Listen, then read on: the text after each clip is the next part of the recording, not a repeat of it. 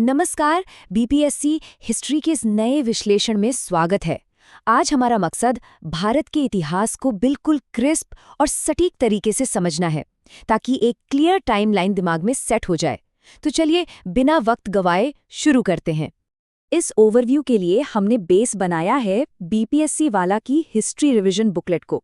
विशेषज्ञों ने इसे जिस तरह से क्यूरेट किया है वो सच में कमाल है।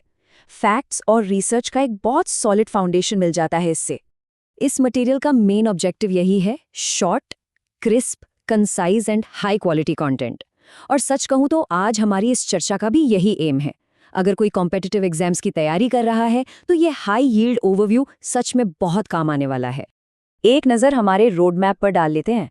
हम स्टार्ट करेंगे प्राचीन भारत की नींव से, फिर चलेंगे मध्यकालीन भारत के पावर शिप्स की तरफ, उसके बाद आधुनिक भारत और उसके सामाजिक सुधार, और फाइनली आधुनिक राष्ट्रवाद का उदय। तो आते हैं हमारे पहले हिस्से पर, प्राचीन भारत, द फाउंडेशंस। देखिए, इतिहास को हम इजीली 3 हिस्सों में बांट सकते हैं। पहला है प्री हिस्ट्री। ये वो वक्त था जब लिखने की कला बिल्कुल नहीं थी। दूसरा प्रोटो हिस्ट्री, जैसे हड़प्पा सभ्यता, जहां लिपि तो थी पर हम उसे आज तक पढ़ नहीं पाए। या फिर वैदिक काल, जहां ज्ञान सिर्फ मौखिक था। और तीसरा है हिस्ट्री, जहां हमारे पास क्लियर रिटन रिकॉर्ड्स मौजूद हैं। ये बेसिक डिफरेंस समझना आगे की कहानी के लिए बहुत ज़रूरी है। अगर हम अर्ली ह्यूमन लाइफ की बात करें तो ये एवोल्यूशन बहुत तेज़ी से हुआ। पैलियोलिथिक एज में अर्ली ह्यूमंस ने पत्थरों का यूज़ शुरू किया, फिर आया मेसोलिथिक एज, और उसके बाद एक बड़ा टर्निंग पॉइंट था नियोलिथिक एज। सोचिए, लगभग 7000 बीसी में मेहरगढ़ में खेती की शुरुआत हो चुकी थी। और फिर कैल्कोलिथिक पीरियड आते आते लोग तांबे और पत्थर दोनों का एक साथ इस्तेमाल करने लगे।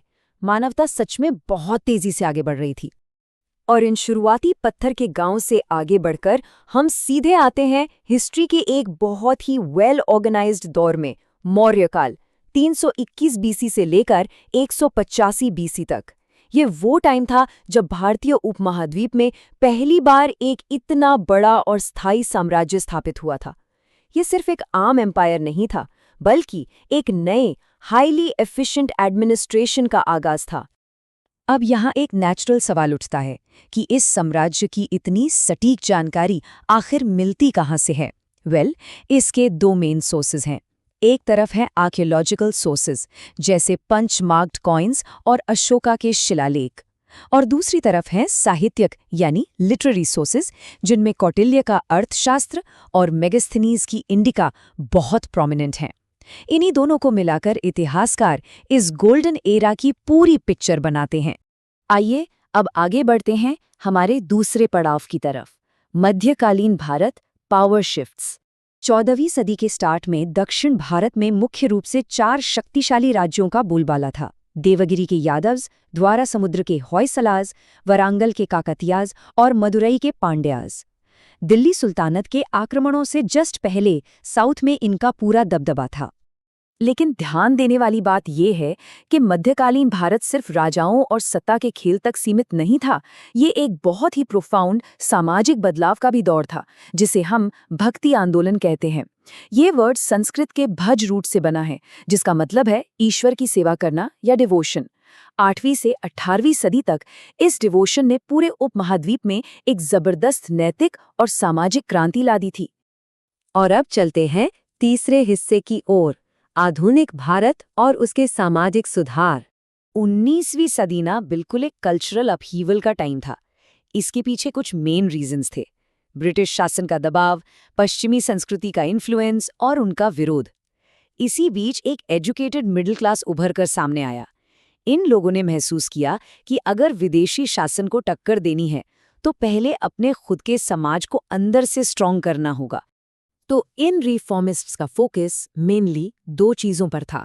पहला, महिलाओं की दयनीय स्थिति को सुधारना, जो कि उस वक्त की एक बहुत बड़ी ज़रूरत थी, और दूसरा, कठोर जातीयता भेदभाव को समाज से मिटाना। इन समाज सुधारकों ने लॉजिक और ह्यूमनिज्म का सहारा लेकर इंडियन सोसाइटी का एक तरह से पुनर्जागरण किया, और यही आगे चलकर हमारे आज़ादी के आंदोलन का बेस बना। चलिए अब इस विश्लेषण के आखिरी और सबसे अहम हिस्से पर आते हैं, आधुनिक राष्ट्रवाद का उदय। देखिए, नेशनलिज्म कोई ऐसी चीज नहीं थी जो रातों रात आ गई। इसके बनने में 3 मेन स्टेप्स थे। पहला, ब्रिटिश मिलिट्री पावर ने अनजाने में ही सही पर पूरे देश को पॉलिटिकली एक कर दिया था। दूसरा, इंडियन ओन्ड प्रेस और लिटरेचर का उदय। इसने आम लोगों तक नागरिक अधिकारों की बातें पहुंचाईं। और तीसरा, स्कॉलर्स द्वारा भारत के गौरवशाली अतीत की खोज, जिसने लोगों के अंदर वापस एक आत्मसम्मान और गर्व का एहसास जगा दिया। तो ऐसे में एक बहुत बड़ा सवाल उठता है, जब ये राष्ट्रवाद की लहर इतनी तेजी से बढ़ रही थी तो ब्रिटिश प्रशासन ने आखिर कैसे रिएक्ट किया? उनका रिएक्शन काफी सख्त और विरोधाभासी था। एक तरफ लॉर्ड लिटन थे, जिन्होंने आईसीएस एग्जाम में बैठने की मैक्स एज लिमिट 21 से घटाकर सीधे 19 साल कर दी, बस इसलिए कि भारतीय इसमें शामिल न हो सके। ऊपर से वर्नैकुलर प्रेस एक्ट लाकर आवाज दबाने की पूरी कोशिश की। वहीं दूसरी तरफ एल्बर्ट बिल कंट्रोवर्सी हुई। इस बिल ने प्रपोज किया था कि भारतीय जज भी यूरोपियन लोगों पर मुकदमा चला सकते हैं, लेकिन इस पर ब्रिटिश लोगों ने भारी नस्लीय विरोध दर्ज किया। 1857 की क्रांति के बाद तो ब्रिटिश एडमिनिस्ट्रेशन की स्थिति बिल्कुल बदल चुकी थी। उन्होंने मॉडर्नाइजेशन का थॉट छोड़कर बहुत ही रिएक्शनरी पॉलिसीज अपना ली थीं। उनकी स्ट्रैटेजी एकदम क्लियर थी, डिवाइड एंड रूल, बांटो और राज करो। और जो नया एजुकेटेड मिडिल क्लास अपने हक की मांग कर रहा था, उसके खिलाफ उन्होंने खुली शत्रुतापूर्ण नीति अपना ली थी। अब इस पूरे ओवरव्यू से एक आखिरी और बहुत ही प्रोवोकेटिव सवाल सामने आता है।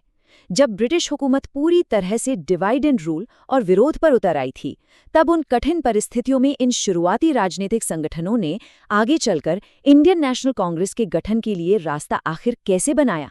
ये अपने आप में एक बहुत ही प्रेरणादायक जर्नी है, जो भारतीय इतिहास की एक नई दिशा तय करती है और डेफिनेटली इसके बारे में और जानने की उत्सुकता जगाती है। इस हिस्टोरिकल सफर में हमारे साथ जुड़े रहने के लिए बहुत बहुत धन्यवाद।